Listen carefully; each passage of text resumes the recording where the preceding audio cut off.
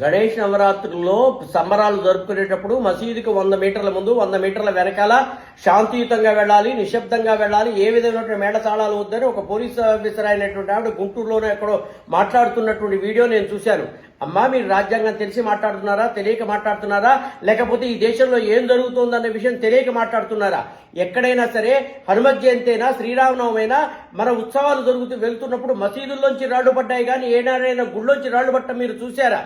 అసలు మసీదు 100 మీటర్ల ముందు 100 మీటర్ల వెనకాల నిశ్శబ్దంగా ఉండాలని రాజ్యాంగాల్లో చెప్పారా? పోని రాజ్యాంగ ప్రకారం మసీదు వాళ్ళు నడుచుకుంటున్నారా? రోజుకు 5 సార్లు నమాజు చేసేటువంటిది ఆ మైకుల్లో తీసుకోవాల్సినటువంటి పర్మిషన్లు వాళ్ళు తీసుకొని చేస్తున్నారా? ఈ విషయాన్ని మీరందరూ గమనించారా?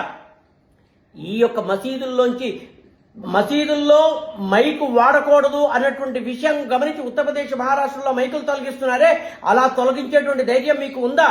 కాబట్టి ఇప్పటికైనా ఈ విషయాన్ని మనం అర్థం చేసుకోకపోతే, హిందూ నాయకులు లేచి నిలబడి గట్టిగా అక్కడ మాట్లాడకపోతే హిందువుల్ని తొక్కేటువంటి పరిస్థితి ఉంటుంది. ఇలా తొక్కటం అనేటువంటిది కొన్ని 100 సంవత్సరాల నుంచి జరుగుతూనే ఉంది, మరింత తొక్కుతూనే ఉంటారు. హిందువులు ఇప్పటికైనా లేచి నిలబడితే హిందువులకున్న ఈ ఒక్క దేశంలో కూడా హిందువులు వాళ్ళ యొక్క పండుగలు సజావుగా జరుపుకునేటువంటి పరిస్థితి ఏర్పడుతుంది. తస్మాత్ జాగ్రత్త.